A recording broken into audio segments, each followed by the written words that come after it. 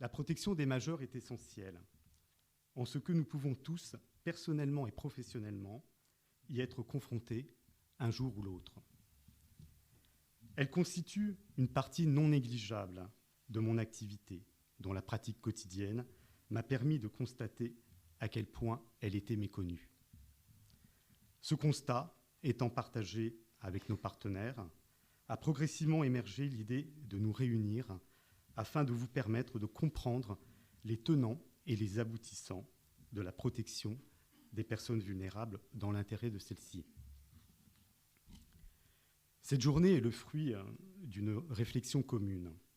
Elle a été construite comme un moyen de vous permettre de comprendre comment nous travaillons et à quoi nous servons, afin de faciliter votre activité et d'accompagner la personne vulnérable au mieux de ses besoins et de ses capacités. Le cadre d'intervention de chacun doit peut-être être reposé. Des stéréotypes doivent être déconstruits et nous devons apprendre à travailler ensemble. C'est l'objet de cette première journée. Cependant, nous n'en resterons pas là. Cette journée sera idéalement suivie de 3 demi-journées à Blois, Romorantin-Lanthenay et Vendôme, afin de permettre de compléter et d'approfondir nos propos en fonction de vos besoins. Vous êtes pour cela invités à flasher les différents QR codes qui vous seront proposés aux différentes pauses et tout au long de la journée. Dans la continuité du conseil de juridiction organisé en juin 2022 par la Cour d'appel d'Orléans, nous vous proposons également de vous saisir de ce cadre pour adopter un annuaire de l'ensemble des professionnels du département destiné à intervenir dans le domaine de la protection des majeurs.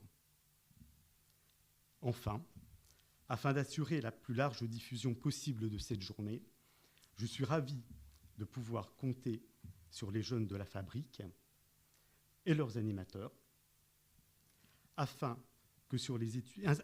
que sur les étudiants du DUT MMI de Blois, afin de filmer et d'assurer la diffusion de cette journée sur un site internet dont les coordonnées vous seront communiquées ultérieurement. Outre que cela constitue un moyen de les sensibiliser à ces questions, c'est aussi l'occasion pour eux de porter un projet professionnel. Je vous souhaite une journée agréable et constructive et espère pouvoir vous rencontrer bientôt. Lucie Moreau.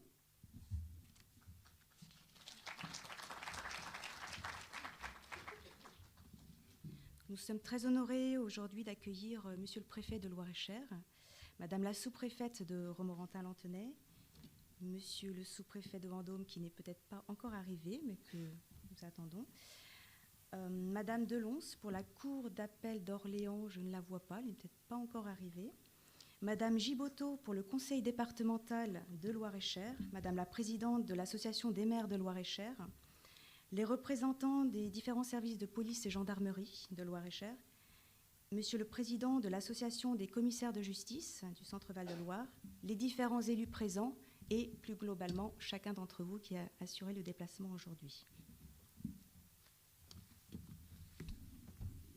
Nous invitons Madame Giboteau à venir vers nous pour prendre la parole au nom de Monsieur le Président du Conseil départemental de Loir-et-Cher.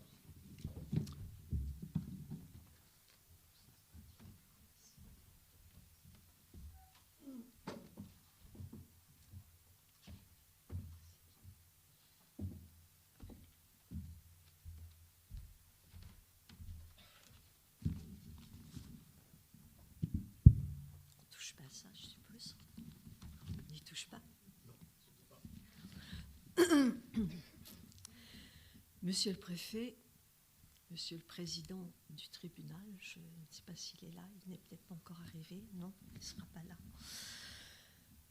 Mesdames, messieurs, la prévention et la protection des adultes vulnérables constitue pour le conseil départemental l'une des missions fondamentales de l'action sociale, de l'action médico-sociale. Comme vous le savez, toutes ces personnes majeures peuvent se retrouver en situation de vulnérabilité.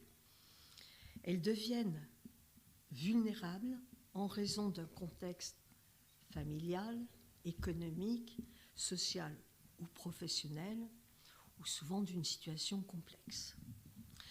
Vulnérables jusqu'à éprouvant peut-être des difficultés à gérer leurs ressources, elles se mettent en danger en risquant de menacer leur santé et leur sécurité. Vulnérables du fait de celles qui les mettent en danger. Ce sont elles qui deviennent les victimes de demain, les victimes de maltraitance ou négligence. Parfois, ces adultes deviennent vulnérables en raison de l'altération de leurs facultés mentales. Il est alors du devoir de chacun de les protéger. La protection de ces personnes vulnérables qui ne peuvent pas se protéger elles-mêmes est une mission sacrée du Conseil départemental, je le répète et je me plais à le répéter. À ce titre, la loi du 5 mars 2007 portant réforme de la protection juridique des majeurs a renforcé les prérogatives du Conseil départemental en termes de protection administrative des majeurs vulnérables. Aucune protection ne peut être mise en œuvre sans son corollaire, sans prévention et au préalable. À cette fin, Madame Moreau, juge des tutelles au tribunal judiciaire de Blois, en collaboration avec le département, le parquet, l'UDAF, le CD, alors je vais traduire, le conseil départemental d'accès au droit, a initié une journée d'information, laquelle a été complétée de 3 demi-journées avec des thématiques spécifiques sur Blois, Vendôme et Romorantin, aux fins de démystifier ce sujet, de transmettre une définition consensuelle de l'accompagnement tutélaire et sensibiliser l'ensemble des partenaires. Malheureusement, l'émergence de la crise de 2020 a révélé une explosion de cas de maltraitance et de situations de vulnérabilité. La plateforme 3977, chargée de recueillir les appels relatifs aux situations de maltraitance, a constaté un accroissement de 36% de ces appels. La cellule de recueil des informations préoccupantes, qui dispose d'une ligne téléphonique départementale, a fait elle aussi le même constat. Il est donc urgent d'agir. La collaboration entre l'État, les autorités judiciaires, les professionnels de santé, les travailleurs sociaux, Santé Escale 41 et les mandataires judiciaires à la protection des majeurs a été renforcée. La politique d'action sociale et médico-sociale se poursuit à ce jour grâce à la rédaction d'un protocole relatif au recueil, au traitement, à l'évaluation des informations préoccupantes des majeurs. Tous les partenaires ont décidé d'un commun accord de mener de nouvelles actions préventives et cette journée du 21 octobre a été créée à cette fin. Cette journée pour laquelle vous êtes rendus disponibles a été créée pour vous et les personnes vulnérables, car c'est ensemble que nous pourrons partager une culture commune, des outils communs. C'est ensemble que nous pouvons simplifier nos moyens de communication. C'est ensemble que nous pouvons faciliter le circuit des informations préoccupantes et les signalements. Je vous remercie de votre présence et n'ai aucun doute que cette journée sera particulièrement instructive, réussie et nous rappellera pourquoi nous nous sommes tous engagés. Je vous remercie.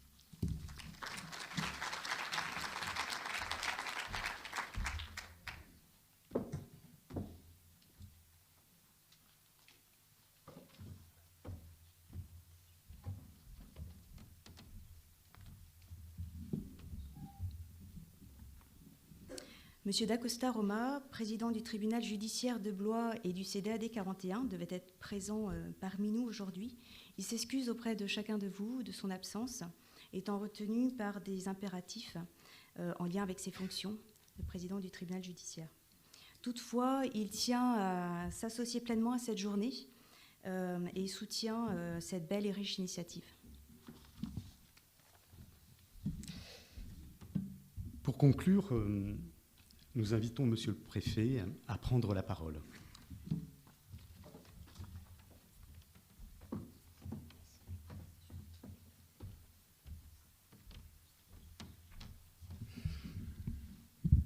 c'est assez impressionnant.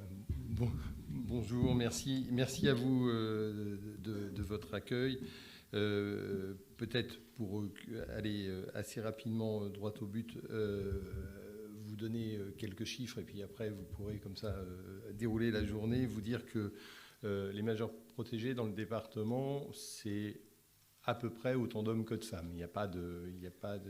C'est un endroit où malheureusement il y a égalité. En revanche, les majeurs protégés, ce ne sont pas des gens dans lesquels il y a une égalité en termes de revenus, puisque 85% des majeurs protégés ont un revenu qui est inférieur au SMIC. Parmi eux, la moitié ont un revenu inférieur à la AH. Et donc, on est sur des publics qui ont des difficultés en matière de revenus. C'est un des points sur lesquels il faudra que, de toute façon, dans la gestion des politiques publiques, on réfléchisse, parce que c'est souvent un engrenage qui est malsain, moins de revenus, difficultés, plus de difficultés, moins de revenus, etc. Et donc, il faut absolument qu'en termes de politique publique, on arrive à trouver des solutions. Les majeurs protégés, c'est 1 sur 2 qui a plus de 60 ans. C'est aussi quelque chose qui concerne donc au-delà de 60 ans, ce n'est pas le grand âge, mais qui concerne les personnes âgées. Et là aussi, on est sur une population ciblée. Là, ce que je souhaite noter, c'est qu'en revanche, parmi les majeurs protégés, 2 tiers d'entre eux vivent à domicile et sont encore maintenus à domicile. Et ça, c'est quelque chose qui est en revanche très important, parce que le maintien à domicile permet en fait un meilleur accompagnement et en tout cas une meilleure façon pour le majeur protégé d'avoir un espoir de sortir de sa situation. Alors, quelques mots pour vous dire que ce que vous savez évidemment, que quand un majeur ou un mineur est dans l'impossibilité de pourvoir seul à ses intérêts, le juge ordonne une mesure de protection avec un accompagnement par un mandataire judiciaire. Ces mandataires judiciaires sont ou bien coordonnés par l'UDAF en tant que service collectif, puis aussi des mandataires individuels. Il y en a 22 dans le département. Si je me permets d'insister sur les mandataires individuels, c'est qu'en 2023, il y aura de nombreux départs à la retraite, qui donc nous a conduit à lancer un appel à candidature pour recruter 8 nouveaux mandataires individuels dans le département. J'insiste parce que d'abord, peut-être certains parmi vous seront intéressés, peut-être avez-vous dans vos connaissances des gens qui sont intéressés, pour ceux qui ne le sont pas déjà. Et cet appel à projet, en fait, se clôt le 2 décembre prochain. Donc il y a encore un mois et demi pour candidater. Il ne peut pas y avoir une bonne protection des majeurs protégés sans mandataire. Et donc, voilà, j'en appelle c'est une préoccupation que nous avons avec Monsieur le Président du tribunal judiciaire, avec qui nous en parlons régulièrement. Nous avons besoin de mandataires judiciaires pour accompagner nos majeurs protégés. Un dernier petit mot, parce que le sujet des majeurs protégés est un sujet sur lequel j'ai eu à travailler par le passé dans mes anciennes fonctions. Vous savez qu'il y a un texte que je vous invite tous à lire. Enfin, c'est un peu plus qu'un texte, c'est un rapport qui est un peu conséquent, mais qui est le rapport Caron d'Église, qui est un rapport fondateur pour les majeurs protégés. Et à l'issue parmi vous en parlerez j'imagine dans la journée, mais parmi les préconisations du rapport Caron d'Église, il y avait une préconisation particulière qui était l'abrogation de l'article L5 du Code électoral, c'est-à-dire la possibilité pour tous les majeurs protégés de pouvoir participer, de retrouver les droits électoraux, en tout cas le droit de vote. Et donc, juste pour que vous le sachiez, c'est un sujet sur lequel j'avais énormément travaillé. Je suis en fait celui qui a écrit de ma petite main l'abrogation de cet article L5 du Code électoral. Et c'est une fierté, même si ce n'est pas moi qui l'ai voté, je l'ai simplement écrit, mais c'est une fierté d'avoir pu participer à redonner du sens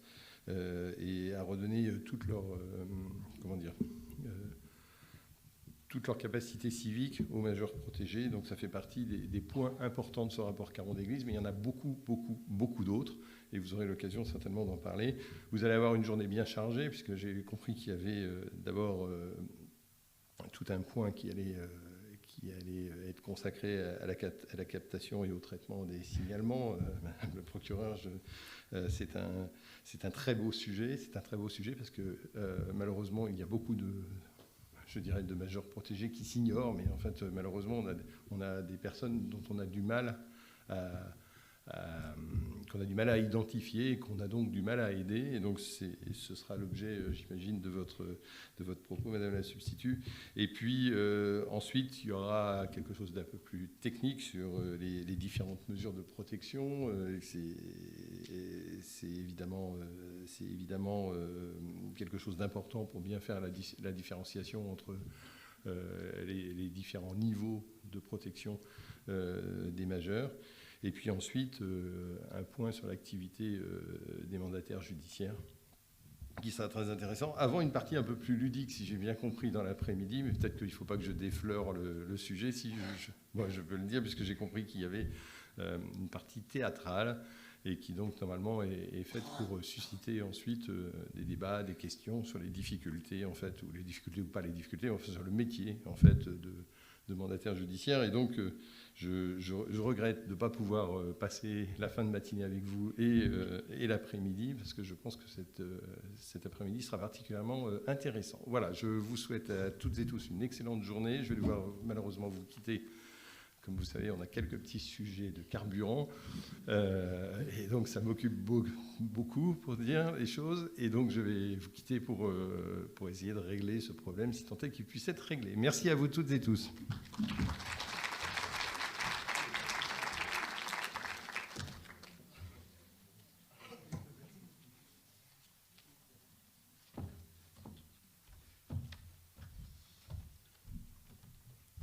Donc nous invitons sans plus tarder Mesdames Malbaud et Perroux à s'approcher pour nous présenter les informations préoccupantes et les circuits de traitement au niveau du parquet.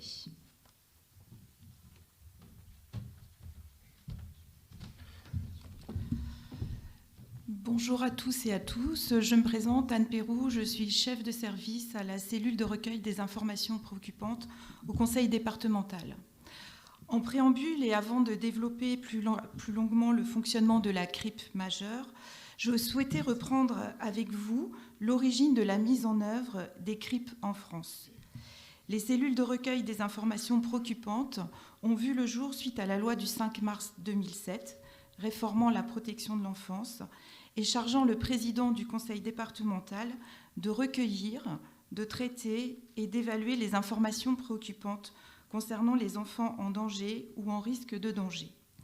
Fort de cette mise en œuvre, le département de Loir-et-Cher a décidé de fusionner la CRIP mineure et la CRIP majeure en septembre 2013, afin de, dans un premier temps, mutualiser les moyens humains et permettre un traitement continu des informations préoccupantes, de rapprocher les outils, procédures, courriers utilisés pour fluidifier le travail administratif, de rendre plus lisible le conseil départemental en promouvant un interlocuteur unique pour le parquet et en facilitant du coup le traitement des informations préoccupantes complexes relevant à la fois du champ des mineurs et des majeurs. Il faut savoir que cette mise en œuvre de CRIP majeure réside essentiellement dans le département de Loir-et-Cher, puisque dans les autres départements, ce sont des cellules externes, et en tant que CRIP, légalement parlant, il n'y a pas de cadre légal qui encadre la CRIP majeure, comme ça peut l'être pour les CRIP mineurs.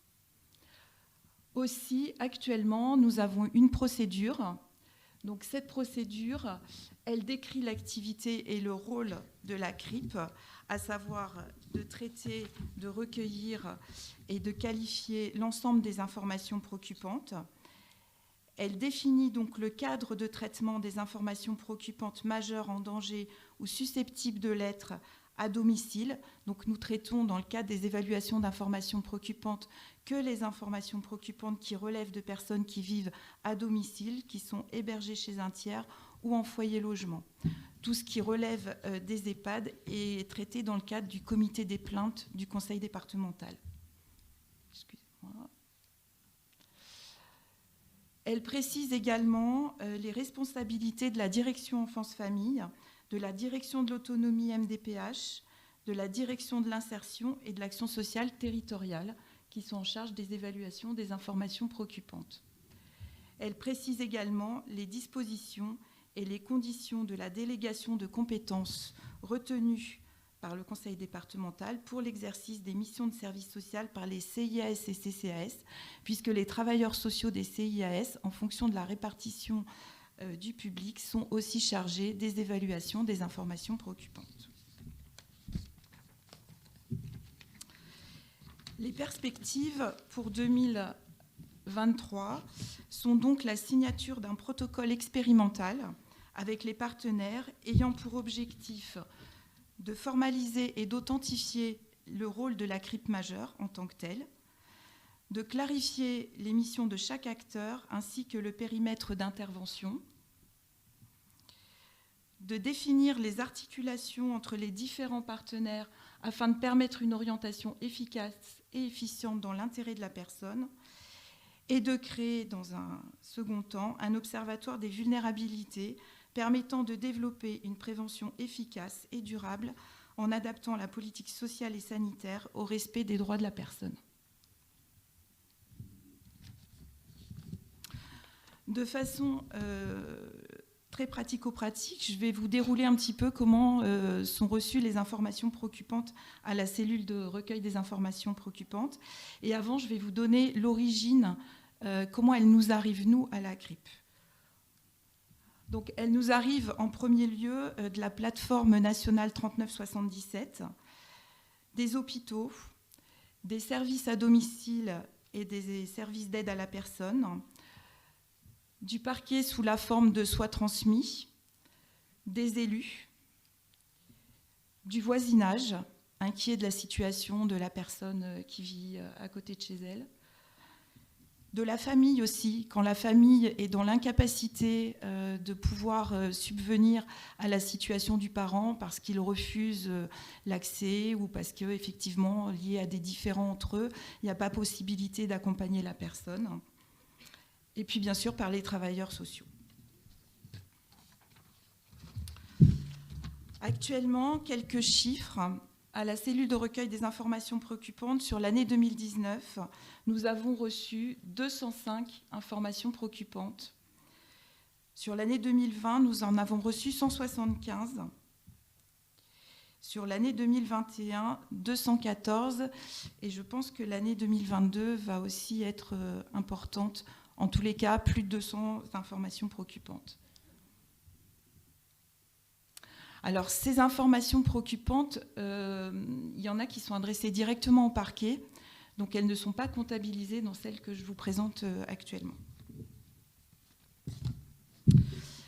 Donc, de façon très pratico-pratique, je vais vous expliquer comment se passe l'arrivée de l'information préoccupante à la cellule de recueil des informations préoccupantes. Donc, les informations préoccupantes arrivent via la plateforme ABO 3977. Donc, nous arrivent directement sur notre boîte mail crip41@departement41.fr. Elles nous arrivent également par téléphone, par courrier et par mail. Elles sont traitées au jour le jour par les assistantes administratives qui recherchent dans un premier temps des informations complémentaires, à savoir si la famille est déjà connue, si ça a déjà fait l'objet d'une information préoccupante préalable, et nous enregistrons ces informations préoccupantes. Lorsque le dossier est constitué, ce sont les travailleurs sociaux qui, eux, sont chargés du traitement et de la qualification de l'information préoccupante. Donc en fait, c'est comme ça que parfois, ils reviennent vers les personnes à l'origine de l'information préoccupante lorsqu'on a déjà des coordonnées sur l'information préoccupante. On revient également vers les partenaires lorsque les informations préoccupantes émanent des hôpitaux, notamment, et puis de tous les partenaires externes. Les travailleurs sociaux ont également la possibilité d'échanger avec les psychologues du service pour permettre une vraie qualification de l'information préoccupante, ce qui permet également aux psychologues, lorsqu'il est fait état de difficultés psychologiques, éventuellement de prendre contact avec leurs confrères ou consoeurs, de sorte à avoir une idée concrète de la situation et de permettre une meilleure orientation. Donc les 3 orientations possibles, donc il nous arrive de qualifier sans suite. Très rarement, souvent on qualifie sans suite parce qu'on n'a pas pu localiser la personne. Parfois les informations préoccupantes nous arrivent avec des éléments d'inquiétude, mais il nous manque l'adresse, il nous manque des éléments qui sont impossibles pour nous à qualifier. Il arrive aussi parfois, mais beaucoup plus rarement, en tous les cas on ne prend pas le risque de classer parce que les éléments sont insuffisamment caractérisés. On transmet également au parquet dès lors où ça relève d'une infraction, un abus de faiblesse, de la maltraitance physique, psychologique, et ou alors on demande une évaluation sociale.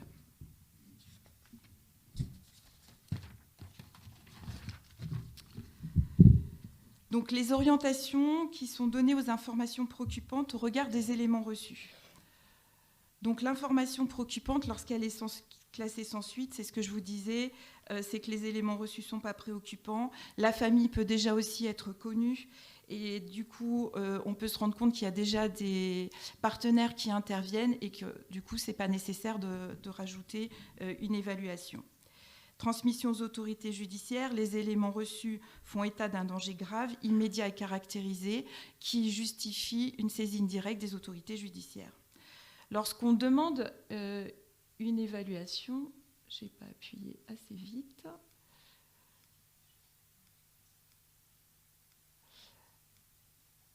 Lorsqu'on demande une évaluation, c'est parce qu'on a pu noter qu'il y avait existence d'éléments préoccupants quant à la santé et ou la sécurité de la personne qui nécessitaient d'être objectivés et évalués.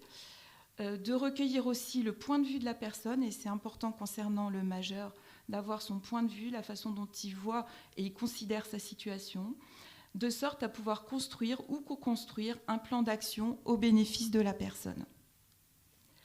Pour ce faire, ces évaluations sont réalisées par les MDCS du lieu, les maisons départementales de cohésion sociale du lieu de domicile de la personne, par la direction de l'autonomie et de la MDPH si la personne bénéficie de l'APA, et par les CCAS ou CIAS pour les personnes seules ou en couple en fonction de la répartition du public.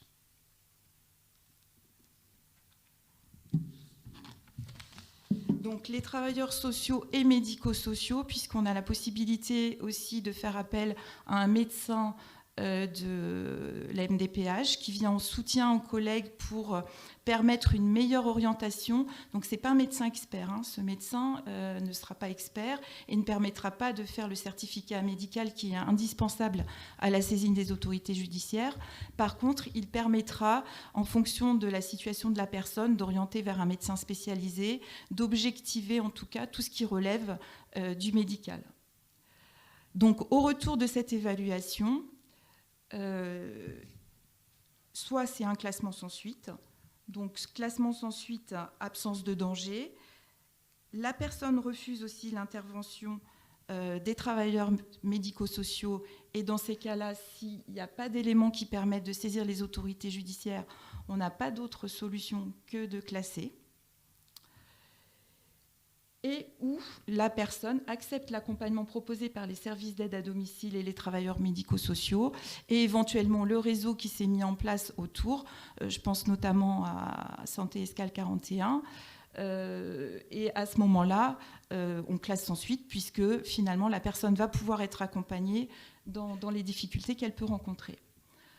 En cas d'impossibilité, et surtout s'il y a nécessité de saisir le juge des contentieux de la protection, ce rapport social, il est vraiment important et il est important aussi qu'il se réfère de façon très précise à l'article 431 du Code civil, qui définit en fait toute une organisation pour le recueil des informations, à savoir le recueil bien sûr de la situation financière de la personne, de sa situation dans le cadre de son logement. C'est une évaluation globale qui est indispensable pour pouvoir saisir le juge des contentieux de la protection avec le certificat médical de l'expert ensuite.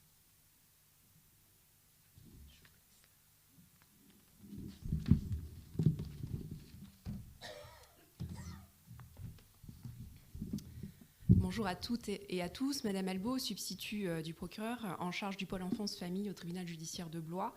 Et mes fonctions m'ont amené à traiter ce contentieux des majeurs protégés à 2 titres, sur le volet pénal, mais également sur le volet civil.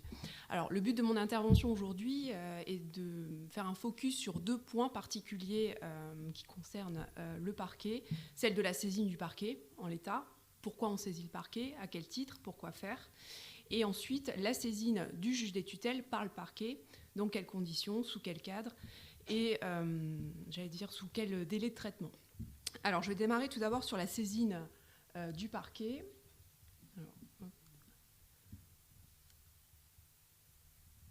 Alors, la saisine du parquet, elle peut être à 2 titres, pour enquête ou pour ouverture d'une mesure de protection.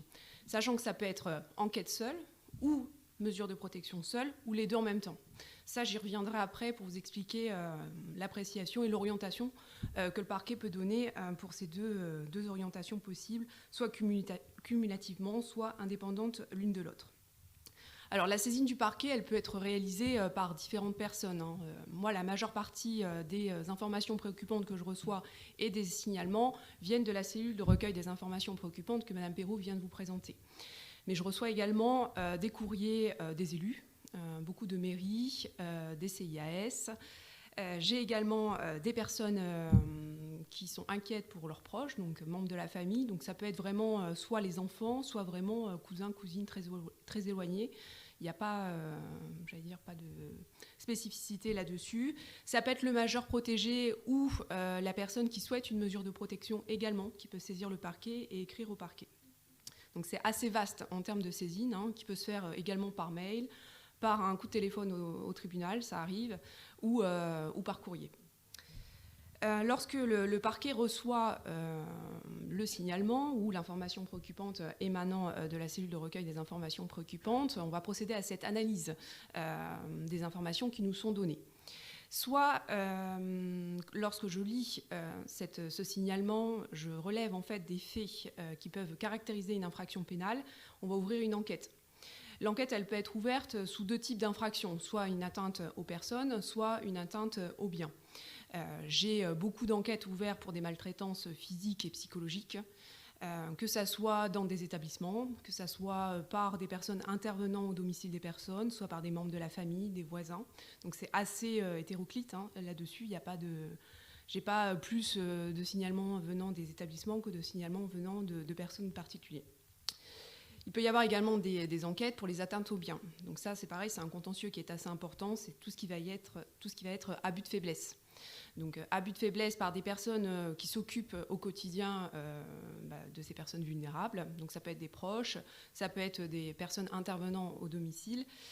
Ça peut être également amis, voisins qui vont volatiliser le carnet de chèques, la carte bleue, vont vous expliquer qu'ils s'occupent de la personne au quotidien, sauf que c'est pour faire des retraits bancaires et faire leurs courses avec la carte bleue de la personne chez qui ils interviennent.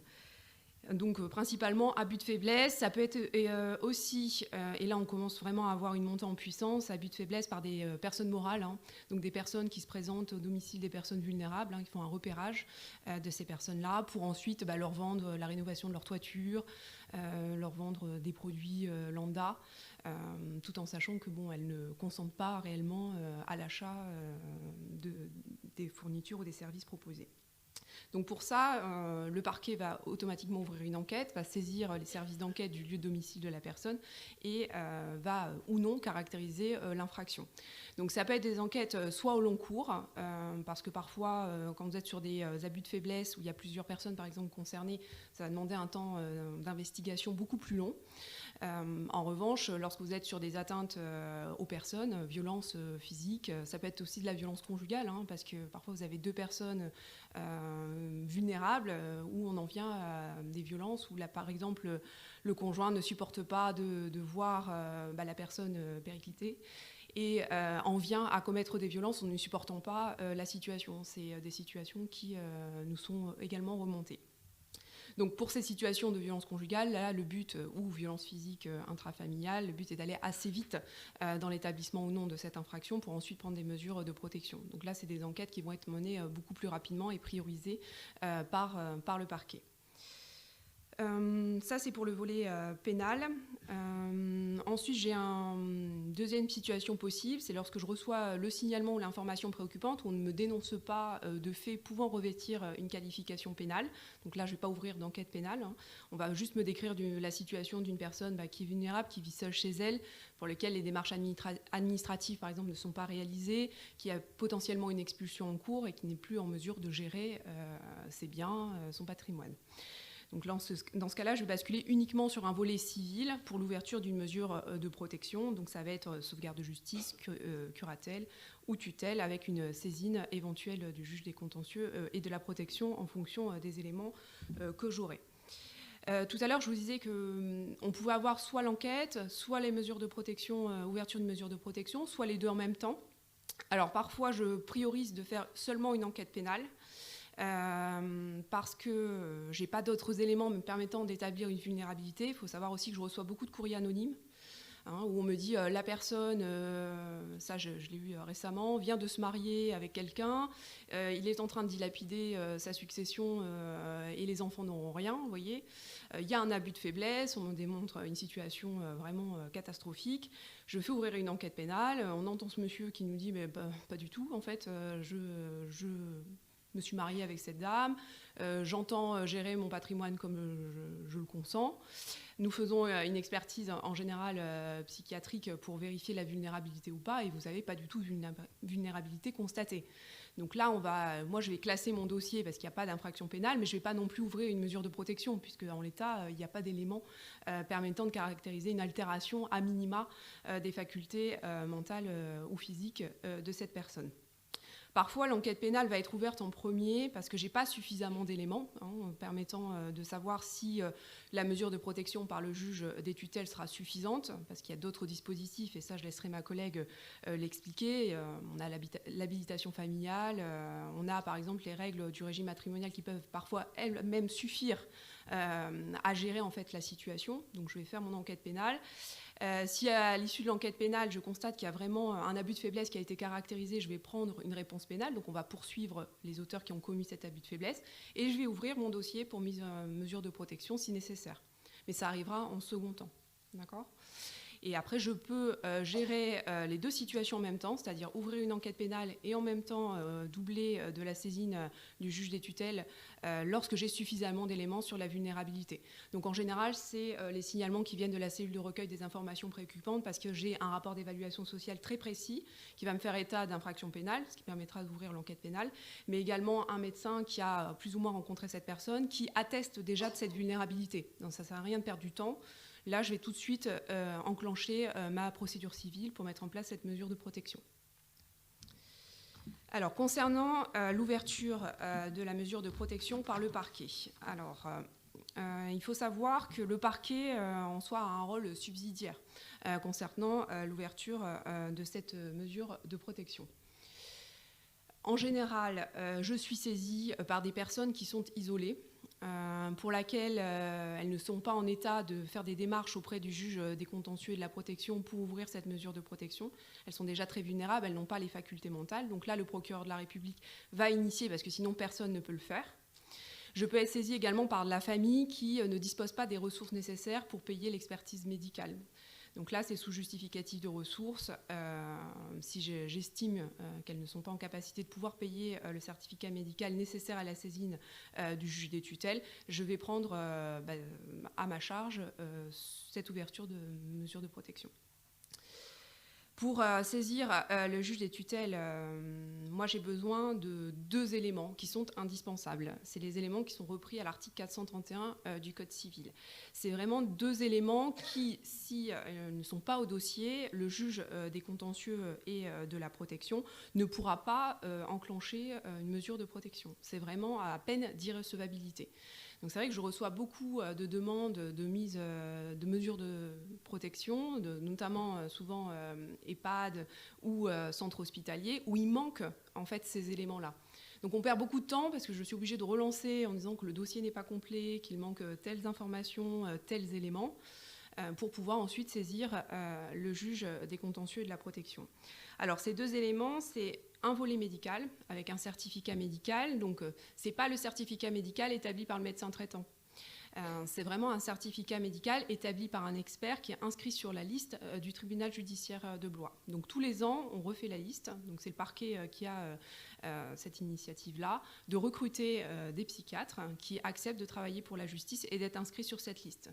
Donc on fait tout un recrutement chaque année pour pouvoir alimenter notre liste et essayer d'avoir des médecins psychiatres sur tout le département, parce que le but est d'avoir une certaine proximité pour pouvoir rencontrer les différentes personnes afin de pouvoir établir ce certificat médical. Donc on en a sur Vendôme, sur Romorantin et sur Blois. Ce certificat médical, donc il est demandé par le parquet. Donc moi, je saisis le médecin expert qui n'a pas le droit de refuser la mission d'expertise qui lui est proposée. Donc en général, ils me font le certificat sous 3 mois. Parfois, quand c'est extrêmement urgent, ils peuvent me faire le certificat médical sous 15 jours. Mais bon, je ne peux pas non plus leur demander toutes les mesures de protection sous 15 jours. Donc c'est à moi d'évaluer en fait l'urgence avec laquelle le certificat médical doit être établi.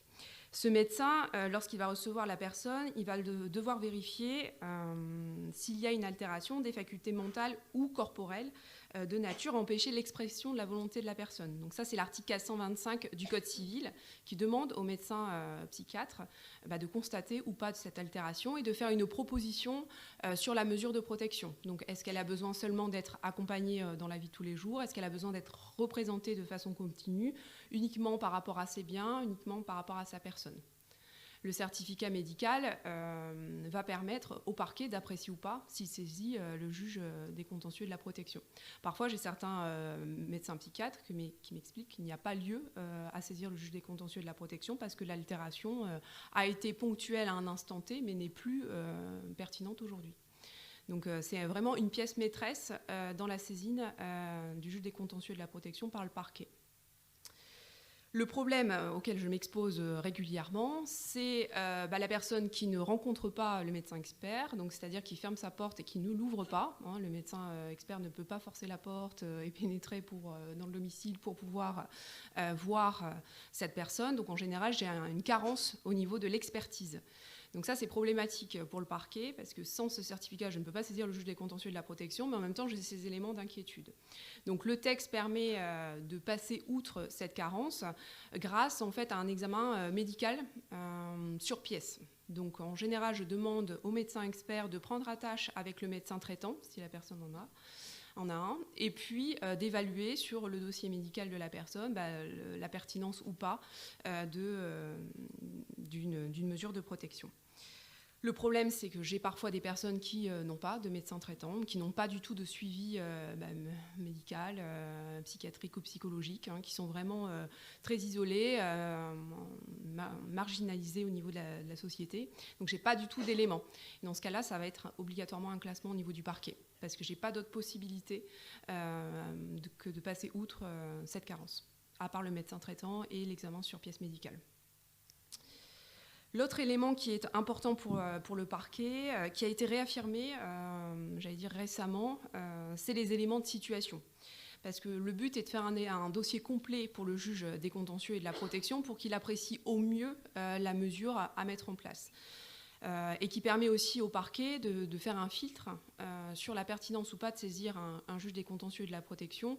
C'est comme je vous le disais tout à l'heure, il y a une certaine subsidiarité à vérifier. C'est parfois les simples règles du régime matrimonial peuvent suffire à gérer la situation. ou d'autres règles au sein du Code civil permettent à un instant T de pouvoir passer outre la difficulté juridique qui se pose, par exemple la vente d'un immeuble. S'il y a besoin de vendre un immeuble, peut-être qu'on ne va pas ouvrir une mesure de protection, vous voyez, au long cours, alors que ponctuellement, il y a juste besoin de régler ce problème-là. Donc on a d'autres mécanismes pour pouvoir régler cette difficulté-là. Donc, au niveau des éléments de situation à fournir, c'est des éléments de situation, j'allais dire, sociale et pécuniaire. Alors, l'avantage que j'ai, c'est que quand ça vient de la cellule de recueil des informations préoccupantes, j'ai un rapport très détaillé qui m'est donné. Là où c'est plus compliqué, c'est lorsque j'ai de simples particuliers qui me saisissent, qui n'ont pas toujours conscience de ce qu'il faut produire ou pas au parquet. Et puis ensuite, lorsque ça vient d'établissements EHPAD, centres hospitaliers, etc., où les éléments de situation sont très peu connus en fait, des soignants qui ont peu d'informations sur la situation de la personne qui vient d'arriver. Donc au niveau des éléments de situation, il y a un décret qui a permis en fait, de poser les éléments indispensables à cette saisine. C'est un décret du 26 décembre 2019 qui est venu poser les éléments à communiquer au juge des contentieux et de la protection et donc au parquet pour pouvoir permettre cette saisine et cette ouverture de mesures de protection. Donc c'est l'identité de la personne à protéger. Alors ça semble évident, mais parfois je n'ai pas l'identité complète. J'ai Monsieur Dupont et voilà, et Monsieur Dupont. Donc bon, ça va vite être problématique, Monsieur Dupont simple. Une description de la situation de la personne, pourquoi elle est arrivée à l'hôpital par exemple, dans quel contexte, quelle situation. Ça va être la composition de la famille, est-ce que c'est une personne qui est mariée, est-ce qu'elle vit en couple, est-ce qu'elle a des enfants, est-ce qu'il y a des frères et sœurs. C'est important parce que si une mesure de protection vient à s'ouvrir, il va falloir trouver ou pas dans le milieu familial la personne qui va prendre en charge la mesure. Donc ça peut être important pour le juge des contentieux de la protection d'avoir ces éléments-là. Ça va être également les conditions de vie de la personne, son lieu de vie, où elle vit là actuellement. Est-ce que c'est une maison? Est-ce qu'il est seul? Est-ce qu'il y a des intervenants ou pas au domicile? Est-ce que certaines personnes passent déjà, par exemple, pour le portage de repas? Est-ce qu'il y a déjà des personnes qui interviennent pour des soins? Donc ça va être tout le dispositif qui est mis autour de cette personne pour permettre ou pas l'autonomie et le fait qu'elle puisse rester ou pas à son domicile. Ça, c'est important pour nous d'avoir connaissance de ça. Et ensuite, le dernier élément, ça va être la consistance du patrimoine. Est-ce que c'est les ressources? Est-ce que c'est une personne qui est à la retraite? Est-ce qu'elle a des aides? Ça, c'est important pour nous d'évaluer en fait, la pertinence du patrimoine qui va être à gérer pour ensuite établir la mesure de protection qui soit la plus adaptée. Si vous êtes sur une personne qui a très peu de biens et qui a besoin seulement d'être assistée, on fera peut-être une curatelle uniquement à la personne et pas aux biens. Ou par exemple, s'il y a un énorme patrimoine, ça va être plutôt aux biens et moins à la personne, ou les deux. Donc ça permet au moins d'avoir une visibilité sur la mesure de protection à mettre en place qui soit la plus adaptée par rapport à la situation familiale et patrimoniale de la personne. Donc ces deux éléments, ils sont vraiment particulièrement importants pour le parquet. Quand il en manque, alors quand c'est le certificat médical, je vous l'expliquais, c'est coup près en fait, je ne peux pas faire autrement. Lorsque c'est des éléments de situation, je demande à mon greffe de relancer pour avoir ces éléments-là. Parfois j'ai zéro réponse, donc quand j'ai zéro réponse, je ne saisis pas le juge des contentieux et de la protection. Donc en général, quand je ne saisis pas, on me relance quelques mois après, donc là j'en profite pour dire il me manque tels éléments. Ça permet de compléter le dossier. Après, quand j'estime que le juge des contentieux de la protection avec une mesure de protection n'est pas pertinente, je classe le dossier, mais j'informe les personnes qui m'ont fait le signalement des raisons pour lesquelles il n'y aura pas de mesure de protection en place. Donc voilà. Pareil, lorsque je saisis le juge des contentieux de la protection et que le dossier est en état, je fais ce qu'on appelle une requête. Donc c'est un acte qui est dressé par le parquet qui permet de saisir officiellement le juge des contentieux et de la protection. À partir du moment où j'ai fait la requête au juge des contentieux et de la protection, le parquet perd sa compétence pour gérer les problèmes juridiques qui peuvent se poser, l'urgence de certaines situations. Sachant que le parquet intervient, comme je vous disais, ponctuellement au niveau de la mesure de protection pour son ouverture, mais après, il peut toujours être sollicité par le juge des contentieux et de la protection pour une question, par exemple, d'aggravation de la mesure, où il y a besoin de nouveau de faire un certificat médical. Donc en général, je suis sollicitée dans ces cas-là, ou aussi lorsque le juge des contentieux et de la protection a connaissance, par exemple, d'infractions pénales qui viennent de se commettre dans le cadre du suivi. Et dans ce cas-là, me signale les faits pour que je puisse ouvrir une enquête pénale et la tenir informée des suites. Voilà le rôle du parquet, j'allais dire rapidement et succinctement, parce qu'on pourrait y passer l'après-midi à vous expliquer les différents cas envisageables. Ce que je vous propose, c'est un temps d'échange maintenant avec Madame Pérou et moi pour répondre à des questions ou à des précisions si certaines choses vous paraissent pas très claires, ce qu'on a pu évoquer toutes les deux, et puis répondre à vos éventuels questionnements sur la mesure de protection par la CRIP et le parquet.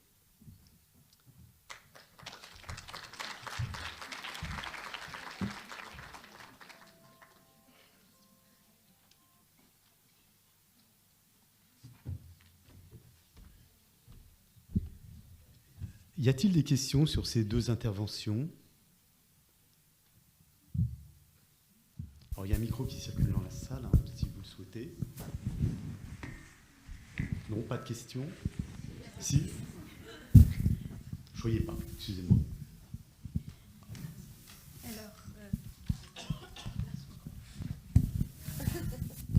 Bonjour, je suis Sophie Prigent, je suis travailleuse sociale au CHRS La Taste d'Emmaüs et à la pension de famille à Blois. Pour moi, ce qui n'était pas forcément très très clair, mais je m'adresse à Madame Pérou. Par rapport à la CRIP, vous disiez que pour les majeurs, c'était les majeurs à domicile et en foyer logement notamment. Moi, je me pose des questions par rapport aux personnes qui sont dans la rue, qui vivent dans la rue, qui sont SDF, et aux personnes qui vivent en centre d'hébergement d'urgence, par exemple. Voilà, dans les hôtels, via le 115, voilà. À qui on peut adresser quand on est inquiet et que ce n'est pas forcément une mesure de péril imminent? On reçoit également des informations préoccupantes du 115. Alors quand les gens sont dehors, c'est extrêmement compliqué. Notamment, on fait appel au CIAS du Blaisois par rapport à l'équipe mobile. On essaie de localiser, mais concrètement, quand il n'y a pas d'adresse, c'est vraiment extrêmement complexe, quoi. Et les évaluations, est-ce qu'elles peuvent se faire dans des structures type accueil de jour, CARUD Non. D'accord. Non, c'est vraiment concernant des personnes qui vivent à domicile. Dans ces cas-là, on transmet au comité des plaintes et c'est géré avec l'ARS ensuite dans le cadre de commissions qu'ils ont mensuellement. D'accord. Merci.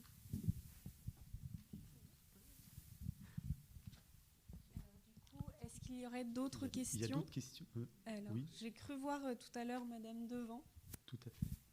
Alors par contre, je tiens quand même à ajouter, si à réception de l'information préoccupante, dans l'information préoccupante, il y a des éléments qui relèvent de maltraitance, c'est transmis au parquet. Hein, de toute façon, c'est transmis au parquet. Oui.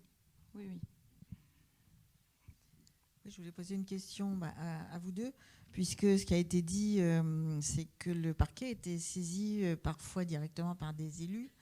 Et donc, la question que je voulais poser, c'est est-ce qu'il est préférable pour un élu qui est inquiet de la situation d'une personne vulnérable de saisir la CRIP ou de saisir le parquet? Alors, ça dépend. Parce que si vous avez des éléments pouvant relever d'une infraction pénale, je vais vous dire au parquet. Parce que bon, même si vous vous trompez dans l'orientation, même si ça arrive à la cellule de recueil des informations préoccupantes, ça va m'être basculé. C'est juste qu'on va perdre un petit temps de traitement, obligatoirement. Donc si vous avez des faits relevant d'une infraction pénale, le parquet. Après, si il n'y a pas du tout de fait de volet délictuel ou de choses comme ça, c'est préférable d'envoyer d'abord à la CRIP qui va évaluer ou pas la pertinence de faire une évaluation sociale. En général, c'est des gens qui vivent toujours à leur domicile. Donc c'est la CRIP qui va intervenir à ce niveau-là. Donc plutôt CRIP. Après, je vous dis, si vous me l'envoyez à moi je vais rebasculer à la CRIP. Hein.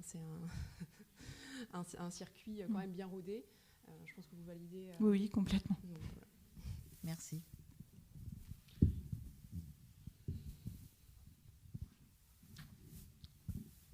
Après, il est tout à fait possible, au même titre que la CRIP apporte des éléments complémentaires et épaule ressources concernant la rédaction des informations préoccupantes, que vous nous contactiez pour savoir de quoi il ressort et vers quel interlocuteur il faut adresser l'information préoccupante. Il n'y a aucun souci. Les assistantes administratives et les travailleurs sociaux sont là pour répondre à toutes les questions. Et c'est vrai que ça, c'est une problématique. Moi, j'ai beaucoup de maires qui m'écrivent et sont démunis par rapport à ces situations-là, ne connaissent pas ces maires de petites communes, vous voyez, avec une vraie problématique, sont un peu perdus sur comment faire, comment signaler, qu'est-ce qu'on met dans le signalement, vous voyez. Donc là, il ne faut pas hésiter, soit à interpeller la CRIP, mais même au niveau du parquet, nous, on va vous dire, voilà, il nous faut tels éléments, tel point à préciser. Et on guidera, on n'est pas non plus fermé sur... moi, j'en ai eu plein des maires qui m'ont appelé par rapport à des situations comme ça. Le but, c'est pas de rester avec cette situation et puis de ne pas savoir quoi en faire. Donc, n'hésitez pas, on est là pour ça, on est là pour gérer ces situations-là aussi.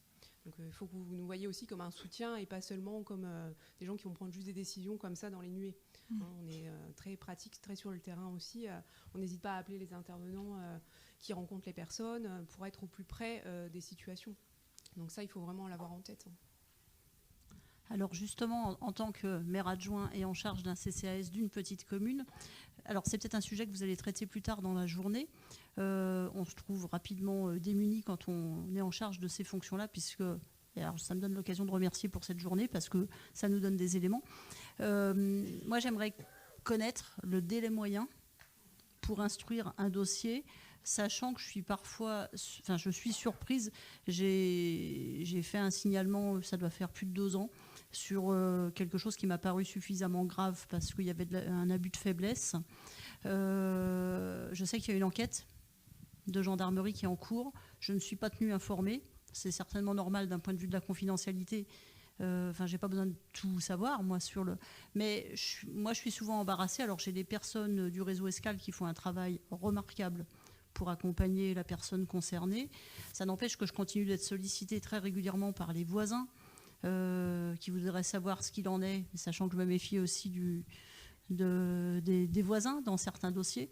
Mais en tout cas, moi, j'ai pas le retour d'information, je ne sais pas ce qui se passe.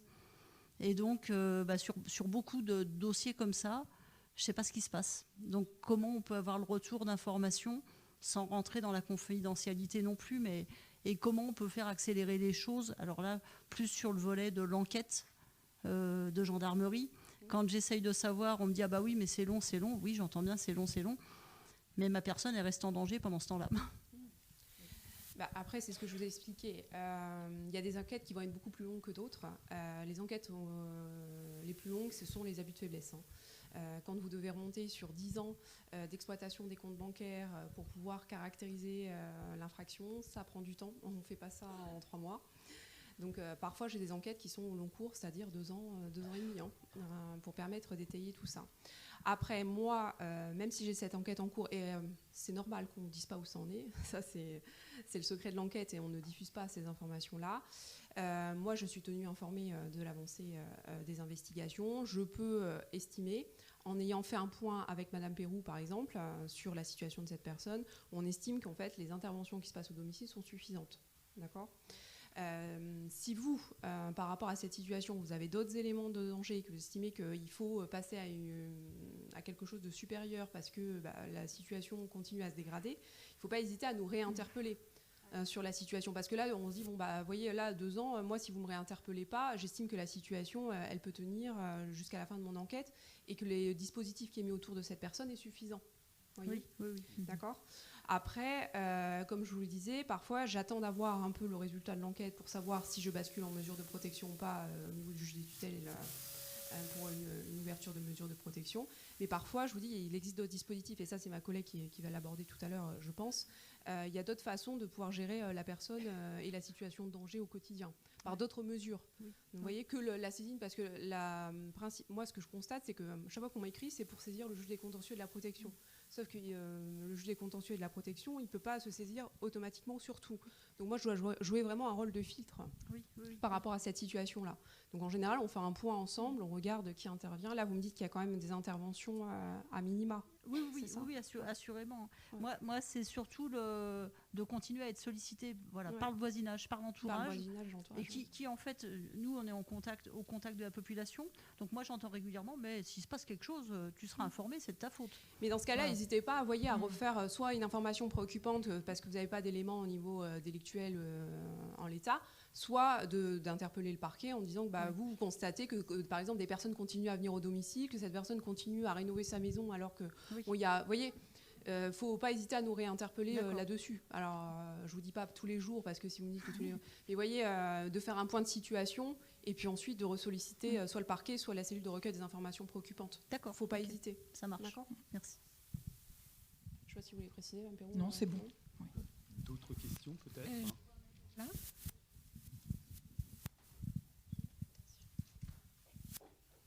Bonjour. Vous avez évoqué le comité des plaintes du conseil départemental. Est-ce que vous pouvez nous en dire un peu plus ? Alors, j'ai des contacts réguliers avec les collègues auxquels je transmets effectivement les informations préoccupantes qui relèvent du secteur des EHPAD, ou en tout cas ce qui ne concerne pas l'évaluation dans le cadre du traitement en tant que tel par les travailleurs sociaux, médico-sociaux.